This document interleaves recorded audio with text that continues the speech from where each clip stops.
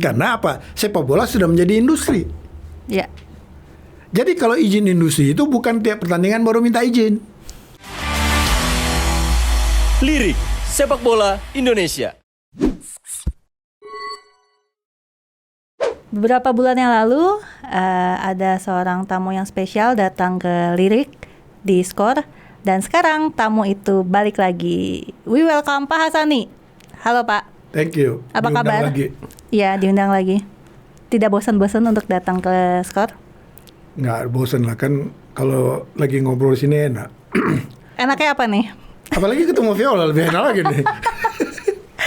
Oke, Pak Hasani adalah salah Long satu. time no see. Ya, long time no see. Yeah. Have been 7 years or 8 Yeah. years kita Kita kenal. pernah bareng kerja ya. Iya, kerja bareng, dan salah satu orang yang cukup saya kaget ketika masuk ke sepak bola nih, jadi exco nih.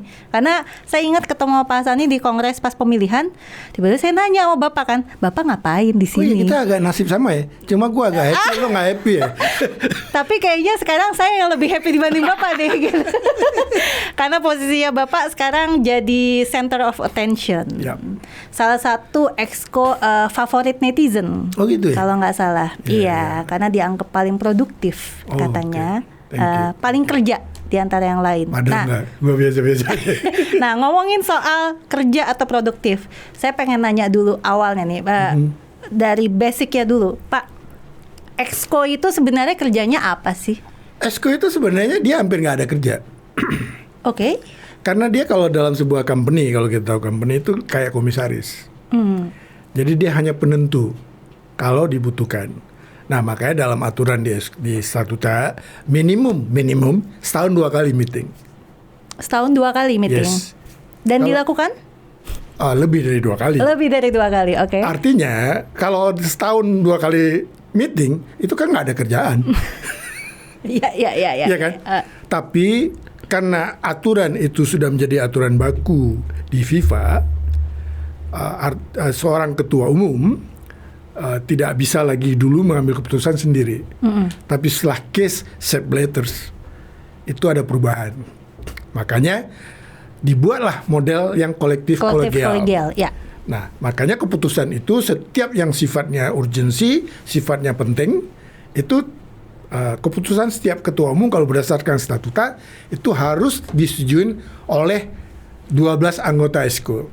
12 anggota exco. Ya, sebenarnya kan di exco itu 15. Ketua umum itu anggota exco Ya. juga, wakilnya 2, tambah anggota 12. Nah, berarti dari 12 itu kalau let's say tadi dibilang setahun 2 kali meeting, sekarang kan lebih. Oh iya. Setiap bulan meeting atau Tidak kalau juga, tapi kayak misalnya kemarin kita waktu pandemi, perubahan jadwal itu kita keperluan timnas itu selalu exco dilibatkan. Oke. Nah, dari 12 exco ini sebenarnya setiap exco pasti harus ada bagian atau job Oh ya, ada masing-masing dong ya, Pak? komite. Ada komite. Nah, kalau Pak Hasani sendiri komite apa? Komite naturalisasi? Saya tidak ikut di naturalisasi. Oke. Naturalisasi saya nggak tahu di bawah komite apa ya. Itu timnas. Ya. Timnas. Saya tidak di bawah timnas. Saya komite wasit. Komite wasit. Oke. Wakil komite, wakil ketua. Wakil ketua komite wasit. Ya. Oke. Ketua komite media.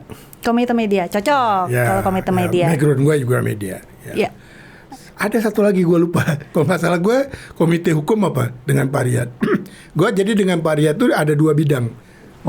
Wasit sama hukum ya. Ya, itu Pak Riyad ketuanya. Nah, makanya wasit sekarang agak berubah kan. Agak berubahnya jadi lebih banyak atau jadi lebih ngaco atau jadi lebih apa nih Pak? Kita lebih transparan. Lebih transparan. Kita buka dengan saya dengan Pak Riyad dan dengan anggota komite, dan kan ada komite ada komisi. Departemen wasit kan namanya. Iya, departemen wasit. Tapi semua kan tanggung jawab itu ada di komite.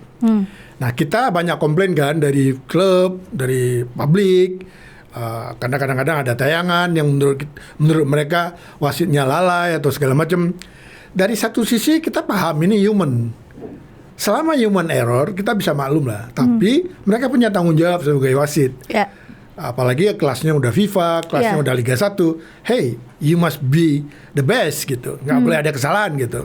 Nah, Jadi selama tidak ada unsur kesengajaan, ya kita kayak beri dia bukan punishment, tapi ya kita istirahatkan 2 minggu tergantung dari kesalahan dia. Paling tinggi sekarang ada yang 10 minggu. Yang kemarin dirilis itu ya? Yang kita rilis itu awalnya itu di dalam juga kita berdebat, jangan rilis karena ini kan nggak bagus buat ini. Saya mengatakan rilis saja, kita terbuka aja. Tujuan kita kan tidak untuk mempermalukan mereka. Tujuan kita saling memperbaiki supaya yang lain pun bisa belajar. Artinya di kita sekarang kalau ada buah kesalahan itu ya publik akan tahu.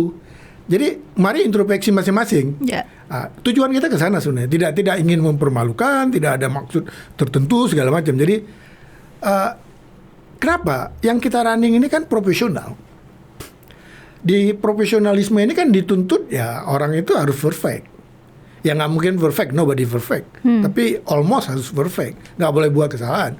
Saya sebagai manusia maklum kadang-kadang. Karena apa yang dia lihat oleh seorang wasit di lapangan, dia nggak bisa lagi lihat. Kalau kita di luar, di nonton, masih bisa lihat replays. Dia nggak bisa. Nah, hambatan teknologi itu masih terhambat karena kita belum punya VAR. Jump into that ya ntar.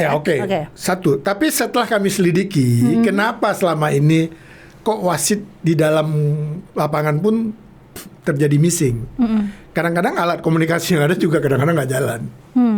That ya kadang kita nggak bisa salahin karena teknologi ini not always perfect. Nah, ini kan balik lagi tentang kualitas SDM-nya kalau menurut saya. Kalau tadi Bapak juga bilang ada human error dan segala macam gitu. Nah, sebenarnya cuma pengen tahu sih, penunjukan wasit bertugas itu apakah sampai memang ke komite wasit atau memang hanya di departemen wasit saja? Apakah Pak Hasani sebagai wakil ketua komite wasit tuh mengetahui siapa-siapa saja wasit yang akan bertugas ke depannya dan segala macam? Jujur saya jawab, sebelumnya kami nggak begitu terlibat. Ya, terakhir setelah banyak komplain, apalagi kemarin kejadian di Liga 3 segala macam, kami di komite wasit akhirnya berbicara. Wah ini banyak nggak benar. Ketum juga marah. Marah ya, sempat marah. Ketum marah segala macam. Yaudah, setelah itu kami ambil keputusan. Semua penunjukan siapapun wasit itu harus approval by us.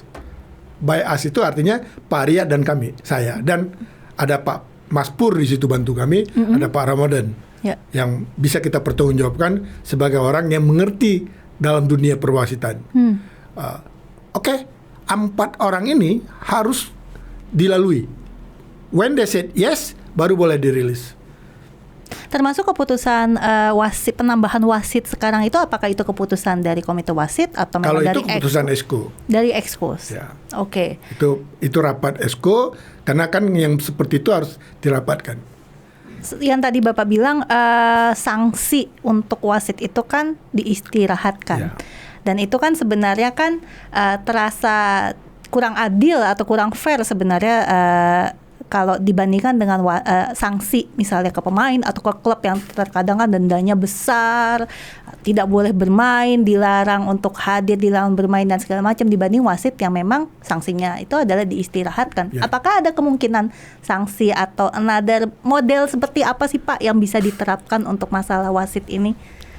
Dengan sanksi itu buat mereka secara efeknya tinggi ya. Kalau buat klub mungkin lebih tepatnya lewat sanksi denda. Tapi seorang wasit yang memang sebagian saya lihat juga kehidupannya dari situ, tidak tiup 3 bulan itu berasa ya? Terasa dong. Sekarang sekali tiup 10 juta. Kalau sebulan bisa dapat sekali atau 2 kali, kan lumayan. Dari sisi itu saya lihat ya. Sisi kedua, apalagi sekarang kita nggak mau lihat dia FIFA kayak dia levelnya apa gitu, tetap yang salah kita beri sanksi. Itu juga saya lihat secara psikologis kena, supaya mereka lebih aware. Tujuan kita sebenarnya mendidik. Kita nggak mau mematikan karir seseorang, tapi tujuan kita mendidik supaya ini lebih baik. Sebenarnya saya juga mau katakan gini, ada satu case sampai kami beri sanksi kepada seorang wasit. Waktu itu ada pertandingan kalau nggak saya Semarang lawan apa ya, yang ada pemain Jepang itu, ngambil yang diberi kartu kuning. Kartu kuning, ya betul. Seharusnya dapat kartu merah. Wasitnya kami hukum. Kenapa tidak kasih kartu merah? Itu hasil evaluasi tim kita di dalam. Memang yang memberi keputusan itu ketua komite dan kami lah. Oke, kita proof. Tapi saya katakan waktu itu, nggak fair juga. Kenapa si pemain ini Komdis tidak ikut? Seharusnya pemainnya juga harus didenda. Ya. Nah, itulah lagi kita perbaiki pelan-pelan di sepak bola kita supaya semua unsur yang ada di sepak bola itu berjalan. Dengan kemarin banyaknya wasit-wasit yang harus diistirahatkan dulu nih. Nah, apakah terjadi pergolakan di dalam, Pak? Karena kan SDM wasit kan yang berkualitas ya, yang bisa untuk memimpin sampai Liga 1 lah. Itu kan tidak banyak sebenarnya. Sejauh ini belum, tapi kepikiran sih. Ini lama-lama kalau tiap minggu. Habis ya. Tiap minggu, habis juga. Karena kan ada wacana mau penyegaran setiap 10 game kita evaluasi. 10 game, ya. Itu. Ini kan baru jalan minggu kelima ya. Jadi saya sempat berdiskusi sama Departemen Wasit. Masih banyak kok pas stoknya katanya. Oh gitu. Ya, karena yang kita itu kan masih belum banyak lah. Dengar-dengar juga mau datang. Karena yang dapat 10 minggu kan tidak semuanya. Ya, rolling terus kan ya. Ya, cuma 1-2 orang yang dapat 10 minggu. Tapi rata-rata tuh 4 minggu. Dengar-dengar juga penyegarannya juga mau melibatkan dari AFC atau dari luar negeri untuk as a instructor atau. Kalau itu saya belum sampai ke berita ke saya. Tapi kan selalu buat saya itu lebih ke teknis. Kalau teknis biarkan departemen wasit yang mengusulkan. Kita sih oke aja. Nah, nyambung tadi ke VAR, Pak. Menurut seorang Pak Hassani, apakah VAR itu sekarang bisa diterapkan di Indonesia? Bisa, tapi pengalamannya SDM kita siap nggak? Kalau teknologinya gampang hari ini. Ya. Kita secara pertandingan kan hampir semua pertandingan sudah disiarkan lewat broadcast. Jadi hampir 70% perangkatnya sudah ada di sana. Tinggal kita tambah sedikit. Tapi siapa yang running? Banyak hal terjadi kalau saya belajar di Indonesia ini. Contoh ya, pengalaman saya pribadi waktu kejadian tsunami di Aceh. Banyak sumbangan datang ke Aceh. Salah satunya one of the best untuk rumah sakit jantung itu kiriman Jerman ada di Aceh. Tapi SDM-nya tidak siap. Jadi teknologinya jadi nganggur. Ya. Nah, jadi useless ya? Ya, jadi useless. Jadi kan kita jangan sampai ke sana juga. Ngejar sesuatu biar dibilang hebat, kita hadirkan, tapi SDM kita nggak siap. Lebih baik kita bersabar. Makanya dengan sekarang kita tambah wasit dekat gawang. Itu untuk membantu sebenarnya. Cuma ini kan masih gagok semua.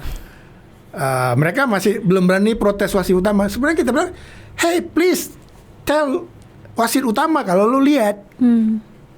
Itu tugas kalian di situ, tapi masih kaku lah gitu. Sambilan lah. Sambil kita menuju nanti SDM-nya siap, lalu perangkat itu lebih mudah. Berarti sampai berapa musim Pak akan memakai wasit tambahan seperti ini? Kalau bisa jangan lama-lama lah. Kalau bisa musim depan sudah ada VAR.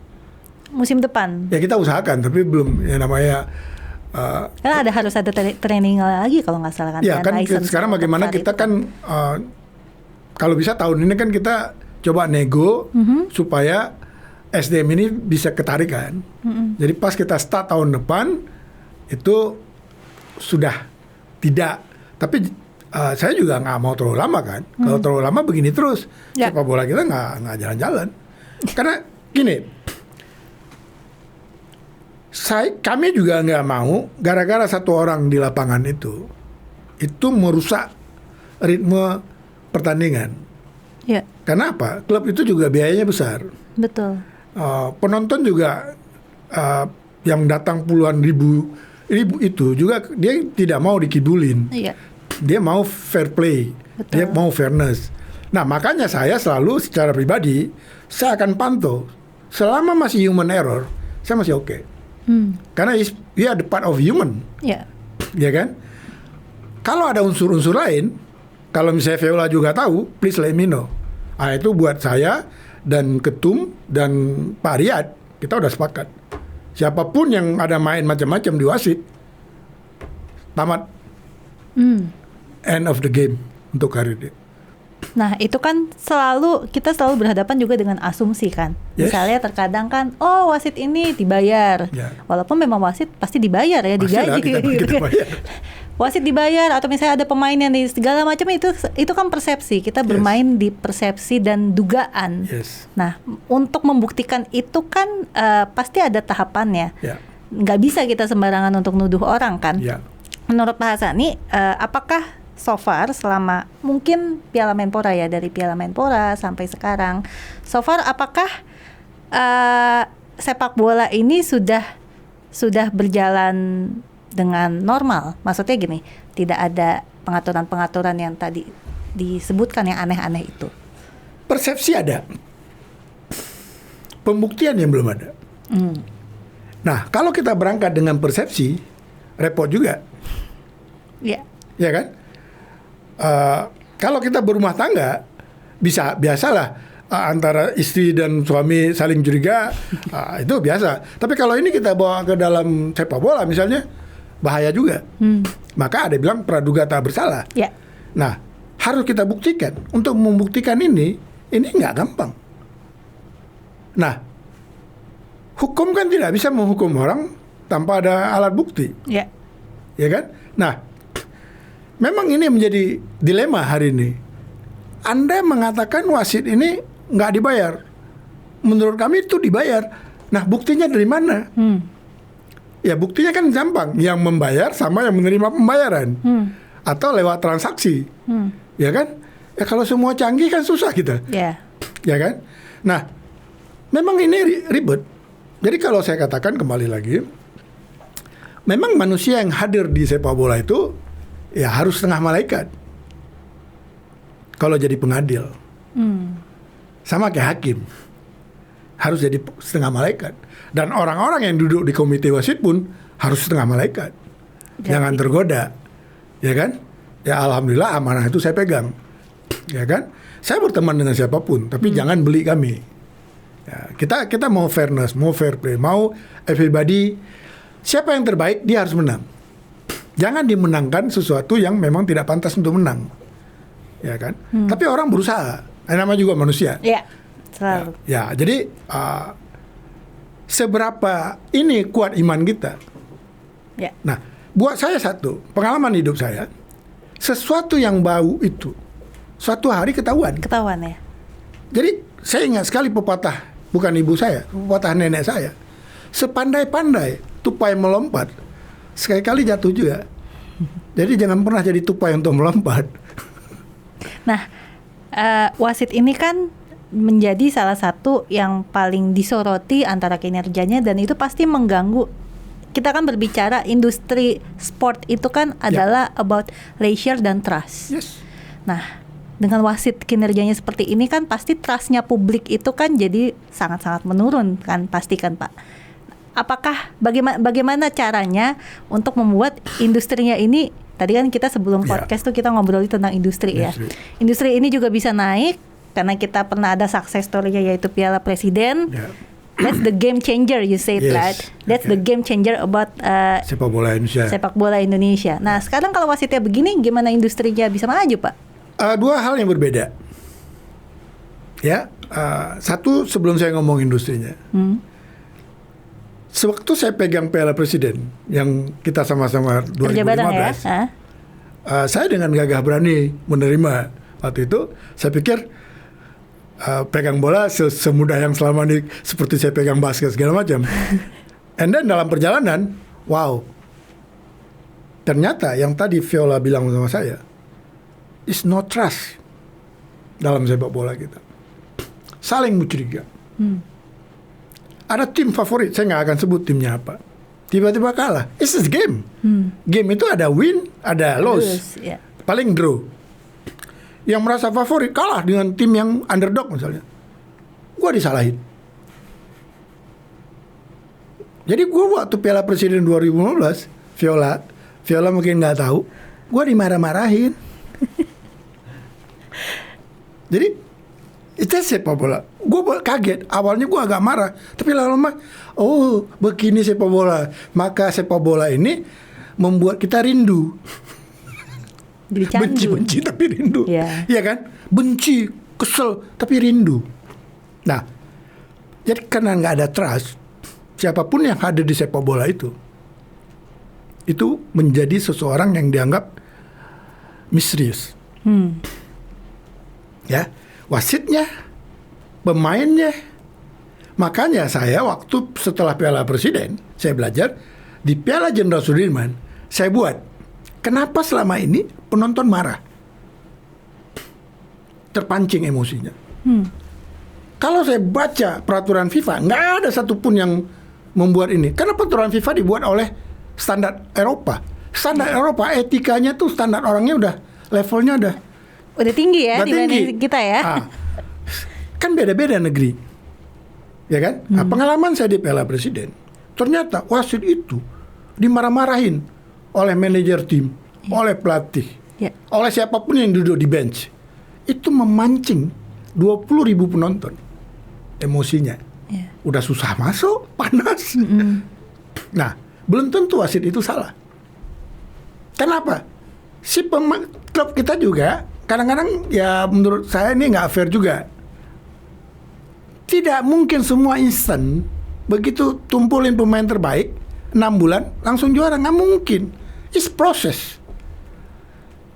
MU, Liverpool, siapapun nama yang tim terbaik lah, nggak dalam 1 tahun jadinya. Iya. Klub aja butuh beberapa musim. Di kita kalau udah kumpulin pemain terbaik harus juara. Ya. Ya kan? Kayak Tarkam ya Pak ya? Habis itu salahin wasit. Salahin siapa? Jadi itu rotasinya udah saling menyalahkan. Jadi kayak lingkaran setan ya? Lingkaran setan. Jadi saya katakan waktu Piala Sudirman, yang boleh komplain ke wasit, yang berbicara itu hanya head pelatih. Yang band segala macam, manajer, owner, setiap bergerak 5 juta. Gua denda. 2 kali bergerak 10 juta. Bergerak aja 5 kali 25 juta. Ada yang marah tuh mas saya. Masa Sanding, gua buang duit miliaran sini, hobi gua cuma untuk marah-marahin wasit. Sekarang lu dendain. Tapi mereka respect. Saya meredam itu supaya 20.000 penonton atau 30.000 penonton jangan marah.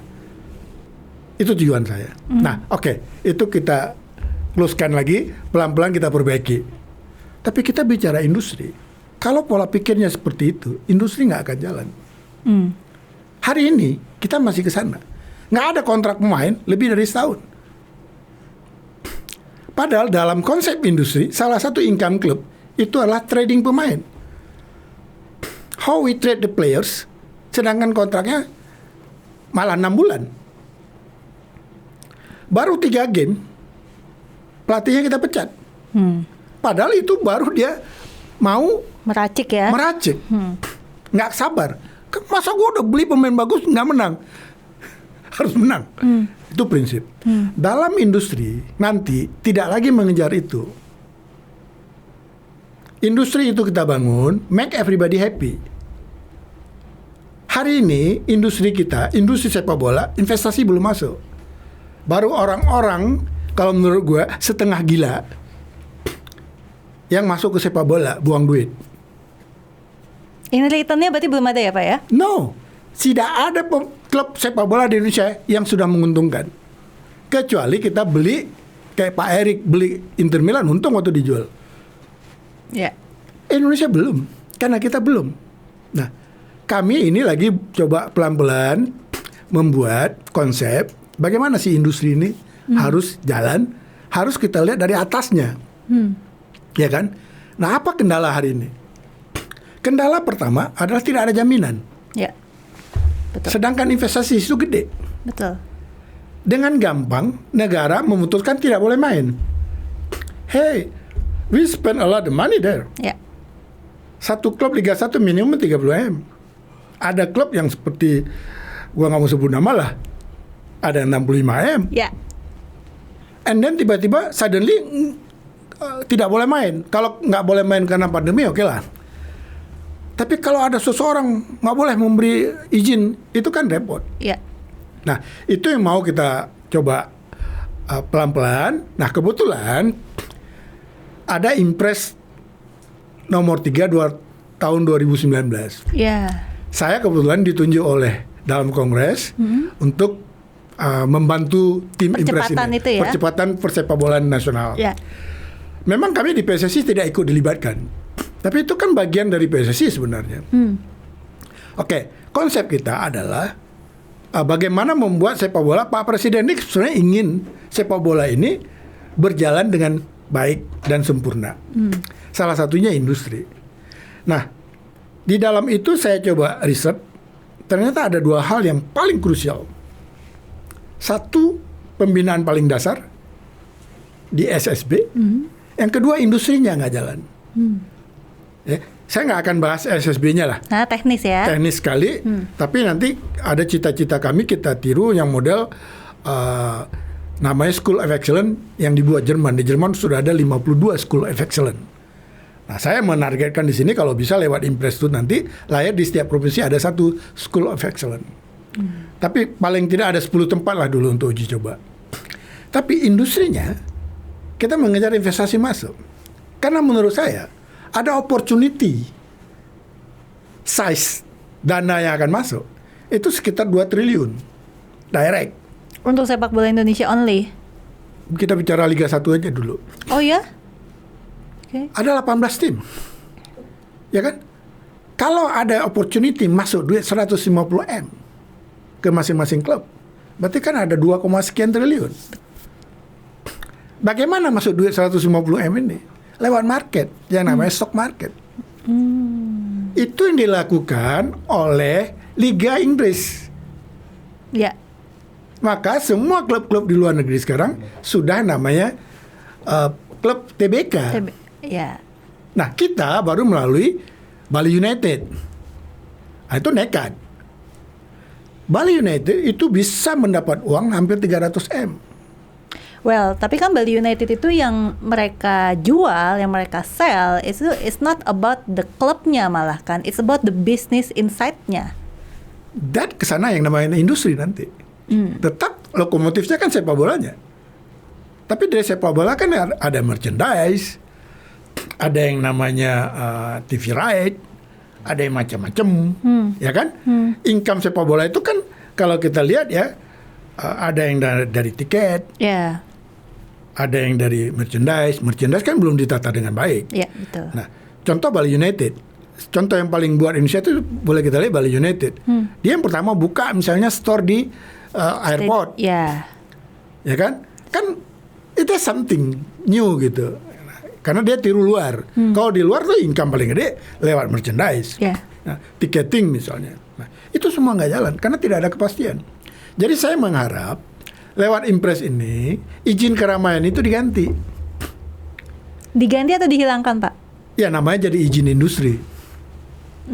Karena apa? Sepak bola sudah menjadi industri. Ya. Jadi kalau izin industri itu bukan tiap pertandingan baru minta izin. Ya. Jadi kita, klub itu sudah bisa yang namanya investasi membuat anggaran. Lalu, kalau saya punya klub, saya udah bisa beli pemain untuk 5 tahun. Karena semua udah ada pasti. Ya. Waktu PT saya register di Stock Action, juga diterima. Orang berpikir gini, oh ke Stock Action harus untung dulu. No, sekarang nggak perlu untung. Ya, betul. Ada opportunity. Ya. Ya kan? Kalau ada opportunity, sudah boleh perusahaan itu register di Stock Action. Nah, sepak bola is one the biggest industry. Dengan jumlah penduduk kita dan penggemarnya yang begitu besar, is a huge market. Nah, banyak orang, termasuk Bapak, meyakini huge market, industrinya besar dan segala macam. Tapi nggak pernah ada yang menghitung real valuation-nya berapa. Saya nggak akan pernah menghitung valuation, tapi 2001 sebelum saya pulang ke Indonesia sudah menghitung 1 triliun. Untuk Liga Indonesia? Yes. 2001 berarti masih harganya masih 10 M, belum 10 M pun. Saya pulang 2002, itu masih 10 M. Kontrak antara ANTV sama Liga. Sama Liga, ya. 10 tahun dibayar 100, lalu berubah menjadi 100 M. Piala Presiden kita 2015 lah yang membuat market itu berubah. Maka setelah Piala Presiden 2015, the highest price dibuat kontrak 375 M. Ya. Yang sampai sekarang sebenarnya. Sekarang itu di angka 450-500. Under, menurut saya under. Iya, karena kan Piala Presiden udah 7 tahun yang lalu ya Pak ya. Kalau ini dikelola lebih baik lagi, kayak tadi saya bilang, angka 1T itu akan jedut gampang. Maka kalau dihitung secara total keseluruhan, bisa 10-20 triliun. Keseluruhan ya. Ya. Dari semua unsur ya.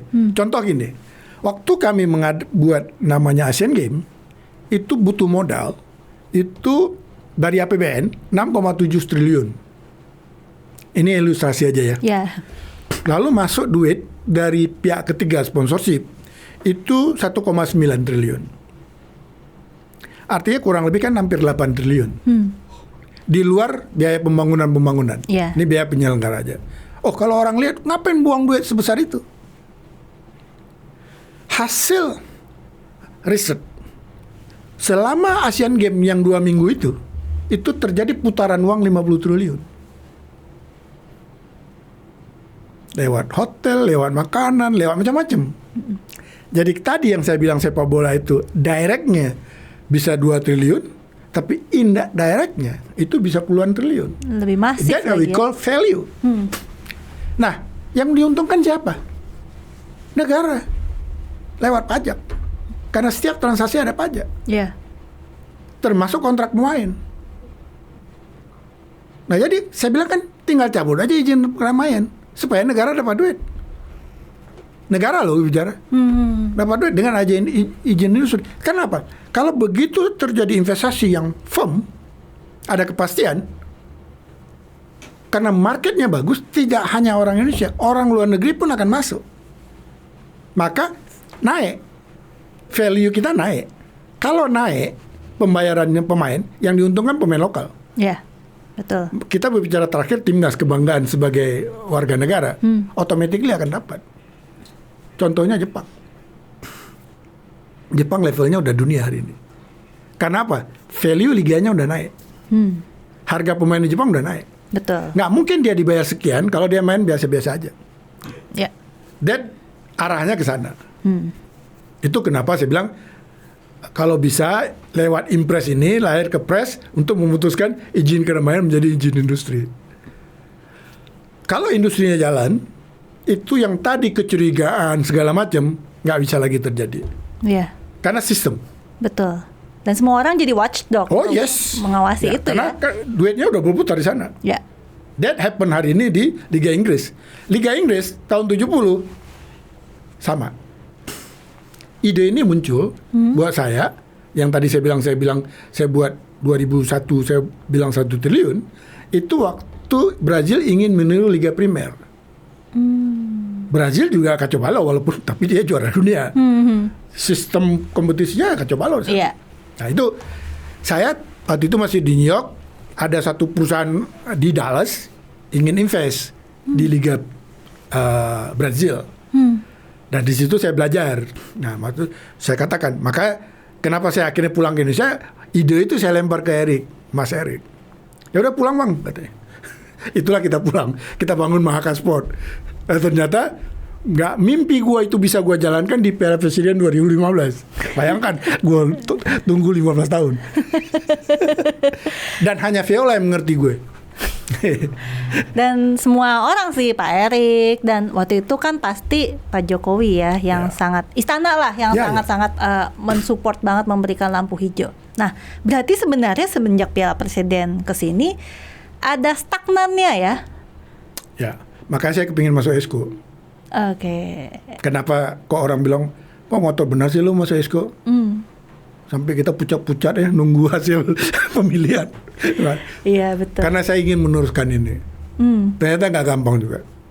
Walaupun sudah jadi Esko. Malah udah kecebur di dalam ya Pak ya. Iya. Berarti end game-nya dari rencana Bapak di Inpres ini adalah izin tadi ya, menjadi izin keramaian menjadi izin industri. Ya, itu yang menjadi hasil riset kami, itu yang membuat sepak bola kita nggak jalan. Karena tidak ada kepastian. Investasi nggak akan masuk kalau nggak ada kepastian.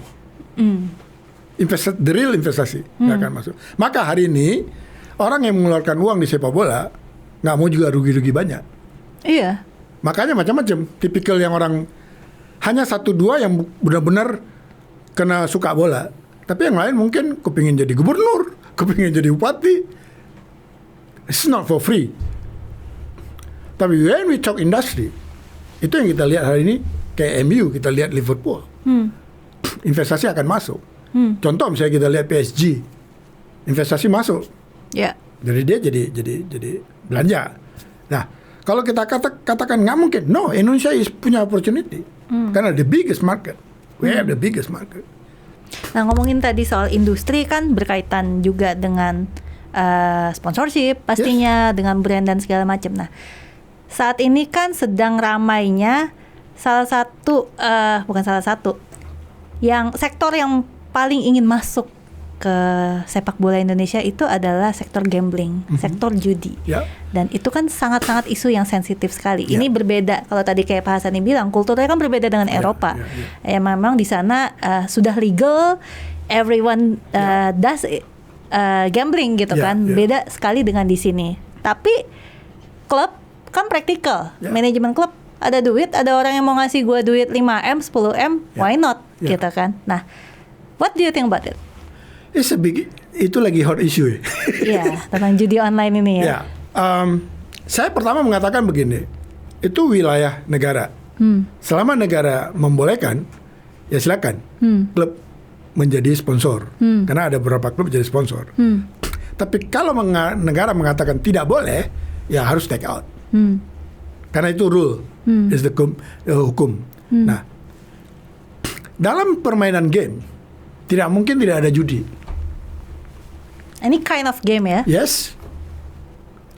Wong gue waktu kecil aja kalau ada lewat motor nomor polisi berapa kita taruhan gitu. Iya. Ya kan? Dulu zaman gue kecil ada sepeda tuh masih warna-warni. Iya. Ini yang kuning apa yang merah bakal lewat gitu. Koin logam aja bisa kita taruhan kan? Kalau kita mau main judi. Iya. Nah, judi itu nggak bisa kita hindari dari zaman purba sampai zaman modern apapun, hanya berubah case-nya doang. Judi tetap judi. Nah, bagaimana supaya ini tidak mempengaruhi kepada sepak bola?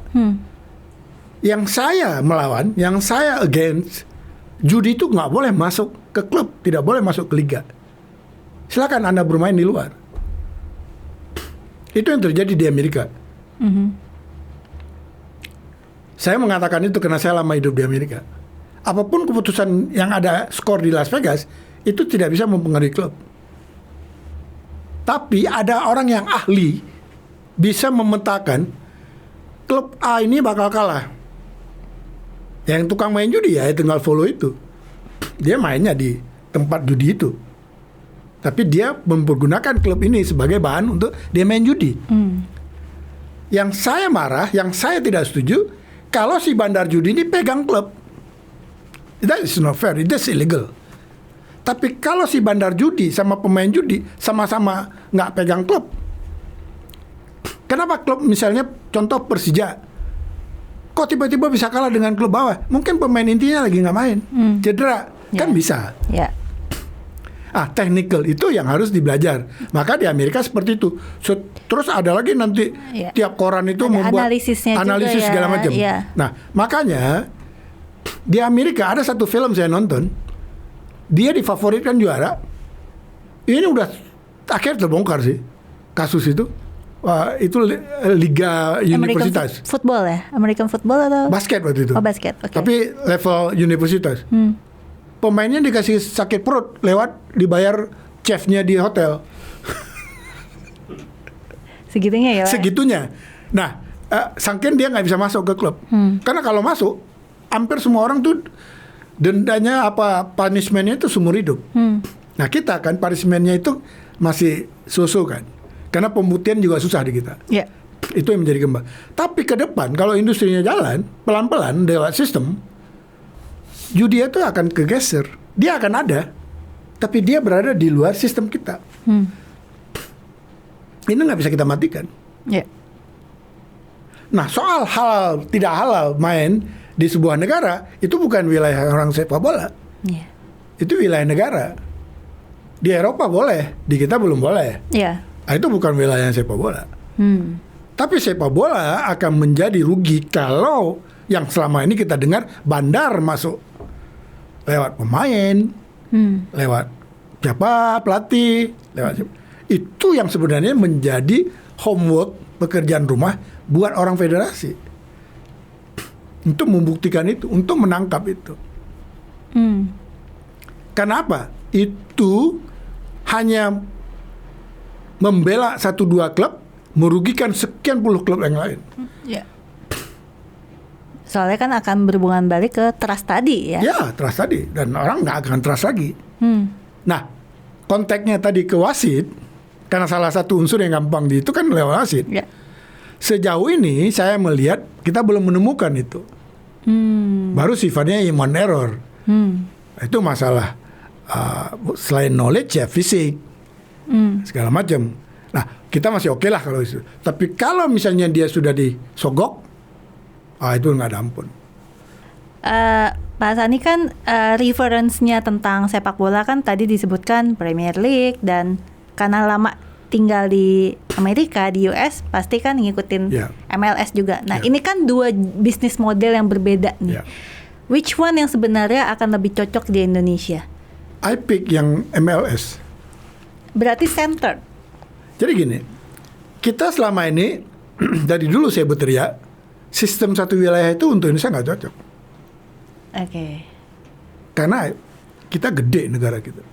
I quite agree sama itu sih. Betul. Saya pernah naik kereta api dari London ke Manchester, only 2 hours, 2 jam. Ya, itu dekat. Dekat. Tapi Inggris kan kecil bener. Iya. Eropa kan negaranya kecil bener. Iya. Tapi kalau kita berbicara dari Rusia ke mana, itu akan gede. Iya. Nah, Indonesia ini kan hampir segede Eropa. Iya. Nggak mungkin berangkat dari Banda Aceh ke Jayapura bisa kita tempuh dalam 2 jam, walaupun pakai supersonik. It take time, ya kan? Jadi menurut saya ongkos yang kita buat di Indonesia ini cukup besar. Nah, kalau dibagi 2 wilayah, model yang dilakukan oleh Amerika, dia bagi lagi 2 wilayah timur dan barat, dia buat sistem playoff, itu yang lebih cocok. Kayak NBA ya sebenarnya yang ngikutin. Sebenarnya Amerika itu meng-create home-make money. Jadi gini Viola terlibat di sepak bola gue, jadi gampang gue ngomongnya. Waktu Piala Presiden kita buat, ada yang namanya bawa 16 besar kan? Iya. Itu kan playoff kan? Iya. Dengan kata lain kalau kita istilah playoff. Waktu bawa 16 besar kan do and die. Dan ratingnya lebih tinggi. Rating lebih tinggi, penonton nggak cukup tiket. Iya. Artinya siapapun klub yang masuk ke babak berikutnya itu akan untung, akan ada another income. Nah hari ini kan nggak ada. Juara udah ketahuan, flat. Ratingnya nggak naik. That's why kenapa kalau di Indonesia kalau misalnya dilihat rating tuh memang lebih tinggi yang turnamen, formatnya turnamen ketimbang karena kompetisi. Tadi ada dramanya. Film nggak ada drama, nggak ada yang nonton juga. Pernah nonton film Gladiators nggak? Pernah. Coba putar film Gladiator, bisu, nggak ada nyanyi, nggak ada suaranya. Kagak enak bos. Tapi dengan ada suara lengkap, ada soundnya, ada musiknya, nangis kita. Padahal orang berantem. Iya. Right? Tapi ada historinya, ada ceritanya, ada human touch-nya, ada dramanya. Sepak bola kita harus buat dramanya. Disitulah terjadi drama, orang marah, orang gembira. Kan waktu kalah menang di lapangan. Nah kalau flat aja nggak timbul itu. Nah makanya waktu kita buat Piala Presiden, alhamdulillah sampai hari ini masih rekor. Finalnya masih rekor tertinggi karena ada dramanya. Dramanya Persib Bandung nggak boleh main di GBK. Cuma bisa di-compare sama Timnas lah ya. Kalau Timnas kan Timnas dia lebih high. Nah tapi that how we create. Jadi kenapa saya bilang bukan karena saya lama di Amerika ya, tapi sesuatu yang saya lihat hari ini di Amerika yang namanya Liga Sepak Bola sudah profit. Sudah profit. Padahal dia baru kan. Dia kan startnya setelah mereka jadi tuan rumah tahun 94. Ya. World Cup. Baru dibuat. Nah, itu sekarang sudah profit. Dan rata-rata stadion di sana 20.000. Karena di sana kan olahraga yang paling top kan American football. Ya. That kalau udah American football, wow, udah milioner lah. Ya. Baru baseball sama basketball. Ya. Baru namanya ice hockey. Sepak bola sekarang udah naik. Nah, saya lebih cenderung ke sana. Contoh kita ada wilayah barat sama timur. We can create lagi all star game. Masih banyak. Terus nanti kita buat playoff. Kita buat antara juara ketemu juara. Dulu ada ya di SL Perang Bintang dan segala macam. Nah, kalau yang sekarang flat. Nah, mungkin format itu sebenarnya ini nyambung dengan yang mau saya tanyakan, Piala Indonesia. Nah, Piala Indonesia itu plannya kan ada kan, akan diselenggarakan kan. Mungkin format itu yang akan bisa digunakan. Iya, tapi different. Different ya. Karena pesertanya kan beda. Levelnya nggak seimbang. Ya kan? Nggak mungkin klub yang modalnya 2M bisa ngalahin yang 65M. Kalaupun terjadi dia udah sebuah kayak cerita film Cinderella. Jadi that kalau terjadi Piala Indonesia. Tapi yang saya cerita ini kan yang body dari kita bicara industrinya. Jadi memang lebih cocok untuk dua wilayah Indonesia. Apalagi kita kepulauan. Ya kan? Nah, tadi banyak benar faktor yang kita bisa reduce cost. Kalau ada kepastian. Kepastian itu maksud saya jadwal. Kalau lewat industri. Kalau jadwal industri itu ada, ongkos yang paling mahal di dalam kita sekarang di luar kontrak pemain adalah transportasi. Traveling cost, ya. Nah, kalau jadwal sudah pasti, itu LIB bisa sewa pesawat. Sehari bisa ngangkut 5 tim. Jauh lebih murah. Apalagi kalau disponsori sama airlines kan. Yes, tapi semua ada kepastian. Ya. Jadi, tapi kan yang membuat jadwal itu LIB juga, Pak. LIB hanya membuat jadwal. Keputusan final bukan di dia. Di siapa, Pak? Siapa yang berizin? Oke. Makanya saya Impres ini menjadi jalan masuk, mumpung negara lagi memberi perhatian lewat kepala negara, kita jadikan Kepres. Karena siapapun yang mengeluarkan izin keramaian hari ini, itu kan menjalankan undang-undang. Betul.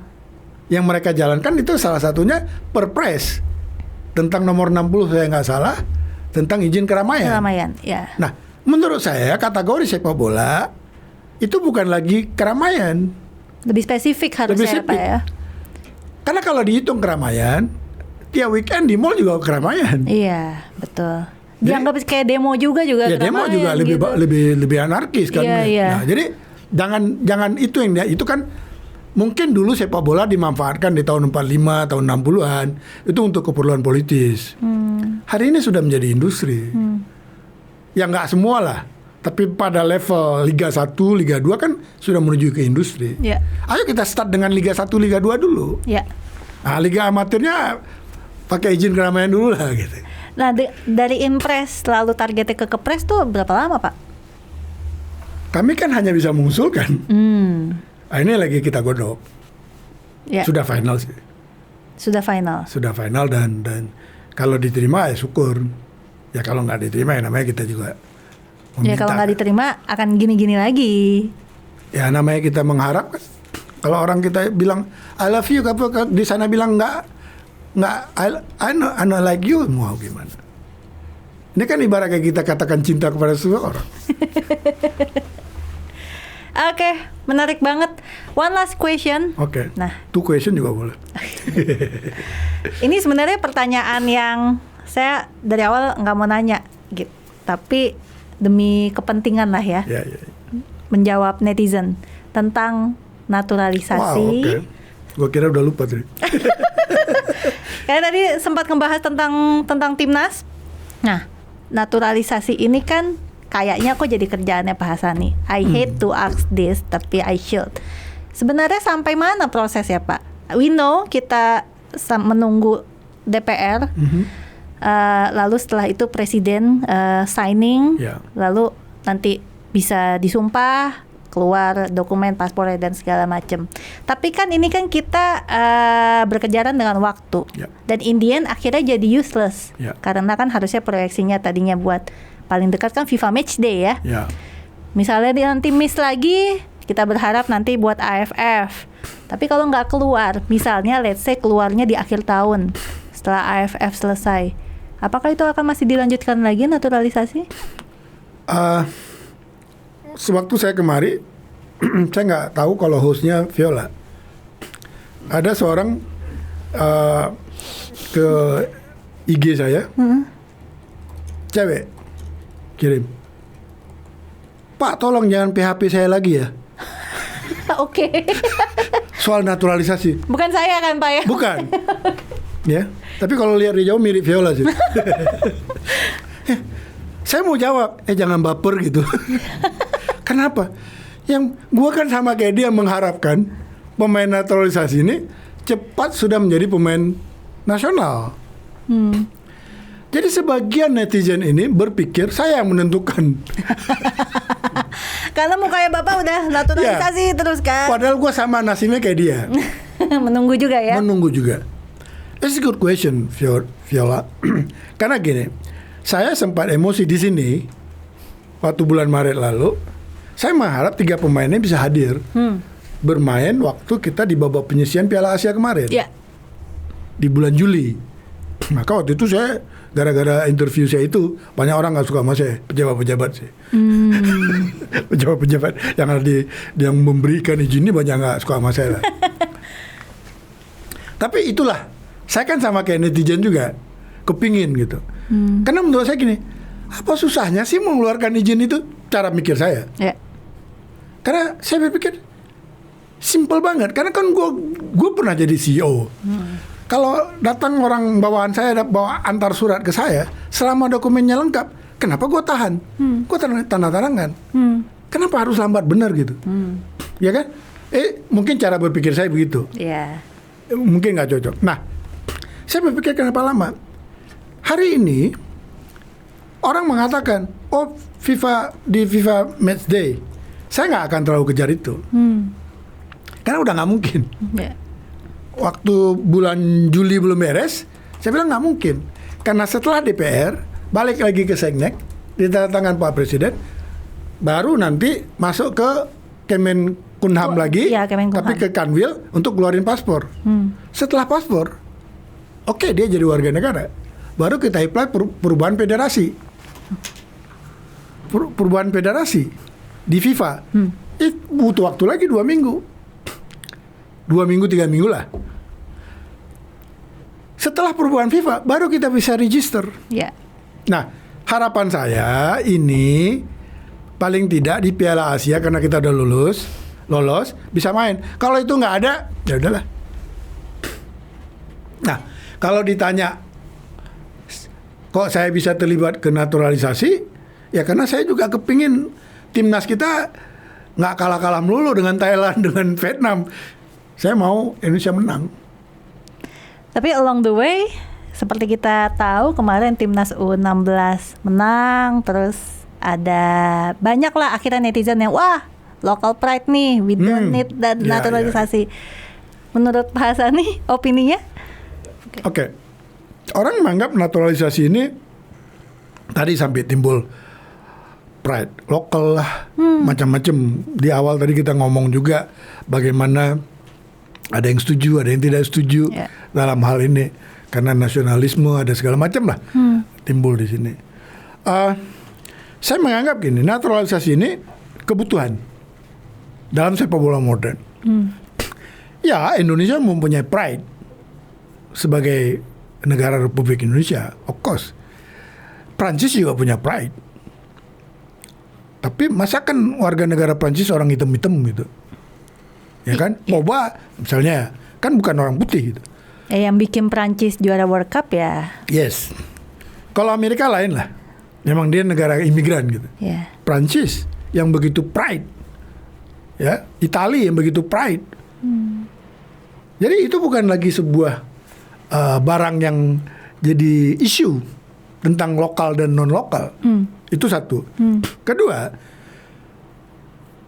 saya ambil contoh di basket. Basket itu kita level ASEAN aja selalu nomor 2, kalah sama Filipina.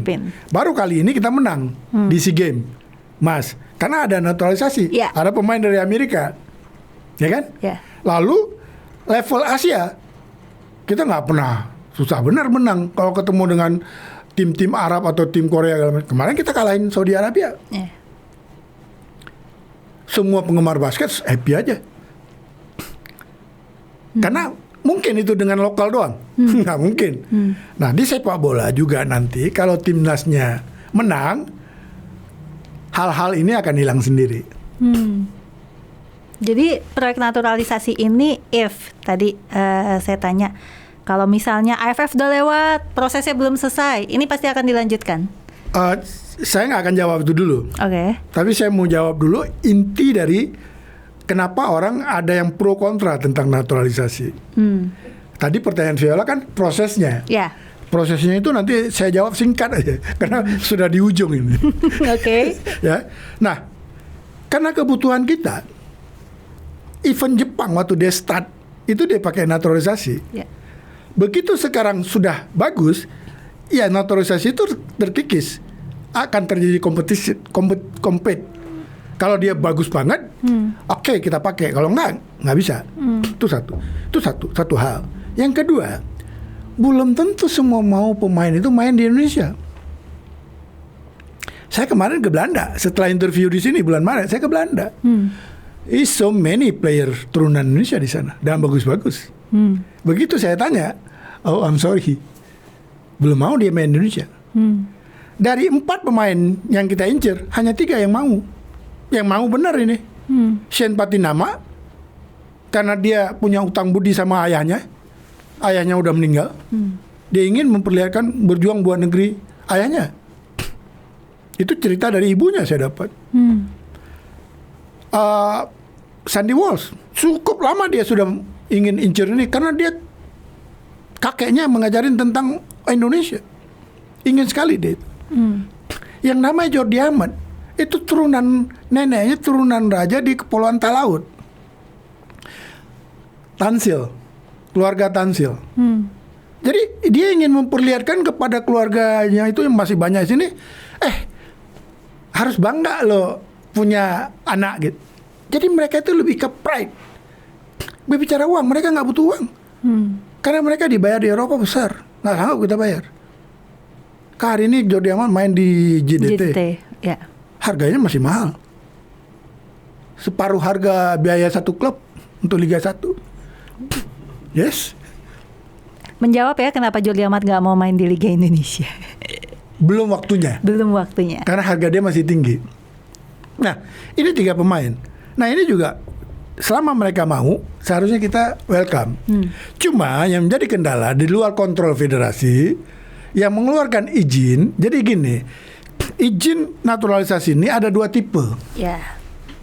Satu tipe hasil perkawinan, ya, atau dia bermain di Liga Indonesia, udah stay 5 tahun. That fine. Itu tidak perlu harus persetujuan DPR, karena itu cukup di Kemenhunkam.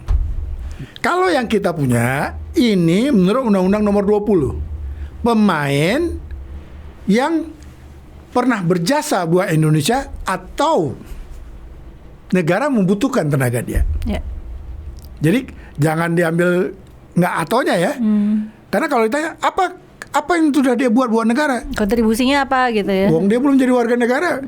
Atau negara membutuhkan. Nah, kita membutuhkan untuk timnas. Maka dia tidak harus bermain di Indonesia. Dia boleh bertempat tinggal di luar negeri. Itu dibolehkan oleh Undang-Undang Nomor 20 kita. Nah, itu harus persetujuan DPR. Harus ada ke presiden tapi dengan persetujuan DPR. Maka kita dalam proses DPR. Namun dari sisi sepak bolanya kita harus lihat ini melanggar nggak peraturan FIBA? Tidak. FIBA membolehkan selama ada turunan darah paling tinggi adalah kakek nenek Di FIFA ya. di FIFA. Makanya tidak ada pelanggaran. Jordi Amat neneknya orang Indonesia. Artinya pernah jadi paspor Indonesia. Sandy Walsh kakek neneknya orang Indonesia, orang Surabaya. Patinama ya Patinama. Ayahnya lahir di Semarang gitu, turunan dari orang Ambon. Nah, ini tapi pemain lain banyak. Belum tentu mau. Nah, oke, itu yang saya ceritakan dikit supaya cerita saya bersambung. Dunia persilatannya bersambung. Nah, hari ini udah sampai mana? Saya dulu berpikir gampang bener, nggak sampai lama kayak gini. Sampai hari ini ternyata masih ada di DPR. Kalau kemarin saya dengar di DPR, itu hanya masalah jadwal aja. Mempertemukan antara Menpora dengan Komisi 10. Kalau mereka ketemu jadwal, diputuskan karena di istana sudah menunggu. Nah dari sana mudah-mudahan sebelum, kalau kemarin saya dengar dari yang saya dapat, Pak Menpora mengatakan sebelum Haornas ini sudah ada keputusan dari DPR. Sebelum 9 September berarti Ya. Haornas. Jadi sudah ada pertemuan, karena kan ada 2 nanti di Komisi DPR itu. Dari sisi keolahragaan di Komisi 10, dari sisi hukum tuh di Komisi 3. Nah, di Komisi 3 kayaknya Lagi di bulan lagi Sambo lah kan. Ya kan. Mudah-mudahan Sambo istirahat sebentar lah kan. Masa nggak ada jeda-jedanya? Kan ada half time. Ya kan, pas half time masuklah sebentar ini. Ya kan? Saya dengar sih Agustus ini sudah ada di Komisi 3 ya. Nanti baru di Komisi 10. Karena kalau dari sisi Pak Presiden ini No issue ya? no issue karena dia suka benar dengan sepak bola. Birokrasi ini aja yang membuat kita menunggu deg-degan ya. Gua dimarahin, gua dianggap memphp-kan orang macam-macam gitu. Tapi apakah birokrasi yang lama itu juga dirasakan oleh basket sama Bolden waktu itu? Apakah juga selama ini, Pak? Yes, saya udah coba cross check ke dalam di anak basket. Iya. Tapi mereka continue menemuin. Rajin lah gitu. Say hi, apa kabar? Berarti kita yang kurang rajin? PSSI atau siapa yang kurang rajin? PSSI rajin, cuma agak-agak malesnya ada juga sih. Oh. Karena kesannya kan jadi Pak Hasan yang kayaknya kerja. Yang kesannya padahal gue nggak kerja. Oh, padahal nggak kerja ya? Gue hanya sebenarnya tugas gue waktu itu meyakinkan pemain ini mau nggak. Karena ini sangat tidak mudah ngajak orang pulang karena dia kan berada di level high kan. Ngajak ke Indonesia yang levelnya waktu itu masih 179. Sekarang alhamdulillah naik udah 155 gitu. Tapi kan dia bermain di Liga Eropa yang levelnya 10 ke atas. Nah, itu nggak mudah. Jadi tetap nggak mudah sih. Hanya dapat 3. Itu pun dengan background bukan karena prestasi. Betul. Lebih ke isu family. Nah, ini yang mesti saya jaga sampai mereka oke, mau. Nah, di dalam negeri saya kembalikan ini. Ini kan sebenarnya wilayahnya Dirtek. Jadi Dirtek yang urus sama tim di Sekjenan. Ya, kalau saya kan nanti gayanya kan gaya aktivis. Kalau gue simple, gue tanya, kenapa harus lama sih? Iya. Ya kan? Lengkap kok dokumennya. Kemarin agak terlambat karena ada satu dokumen itu harus saya akui agak susah. Dokumen dari pemainnya? Dari pemain karena memakai Undang-Undang Nomor 20 tadi. Oke. Ada satu dokumen yang dia harus menyatakan siap melepaskan kewarganegaraannya itu, tapi surat itu yang mengeluarkan kedutaan besar dari negara tersebut. Dia urus di sana berarti ya? Dia urus di sana tidak mau karena di sana tidak mengenal surat itu, hanya mengenal itu di Indonesia. Jadi akhirnya setelah mereka break karena nggak ada kompetisi, mereka baru datang ke Indonesia. Datanglah waktu itu Jordi Amat, Jordi Amat agak untung karena dia udah habis kontrak, jadi gampang deh. Datanglah Sandy Walsh, terakhir baru Sean Patinama. Mereka datang ke kedutaan Belanda di sini mengeluarkan surat itu. Surat itulah selesai baru diproses oleh Kemenkumham. Yang waktu kita interview dulu saya katakan kenapa nggak bisa paralel gitu. Ini jalankan nanti surat itu.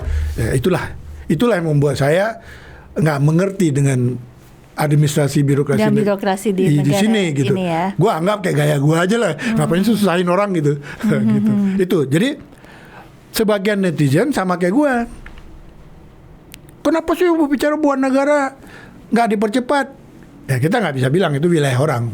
Masing-masing punya cara berpikir gitu. Di Kemenkumham punya pertimbangan. Dari paling lama sebenarnya di Kemenkumham karena menunggu salah satu surat itu. Setelah surat itu keluar, itu langsung keluar. Lalu Seknek cepat kok. BIN juga cepat, tuh paralel semuanya. Jadi setelah surat itu dapat, itu agak lambat waktu si pemainnya tidak bisa datang ke Indonesia. Oke. Emang dari STY ada target harus berapa yang dinaturalisasi? Di senior dia minta 4. Di senior ya, 4? 4. Oke. Di U20 dia minta 3 atau 4. Oh, jadi total bakal ada 7 ya Pak ya? Jadi ini udah 3, berarti ada 4 lagi yang kurang? Di atau? junior, untuk yang U20 Piala Dunia. Ya. Itu ada lagi. Jadi ada upcoming naturalisasi lagi? Ya, tapi gua nggak mau ikut lagi. Cukup ya Pak ya? Cukup sekali judul lagunya. Kalau main ke Belanda Pak? Kalau Belanda mendingan gue pergi sendiri. Cukup, saya rasa. Thank you Pak Hasani sudah datang. Thank you. Ngobrol-ngobrol ya. Kurang lama nih, atau nanti akan datang lagi setelah Joli Amat sudah pegang paspor. Kalau perlu kita undang Joli Amat ke sini. Amin. Oke, thank you Scholar untuk sudah menyaksikan kita di Lirik. Sampai jumpa di episode selanjutnya.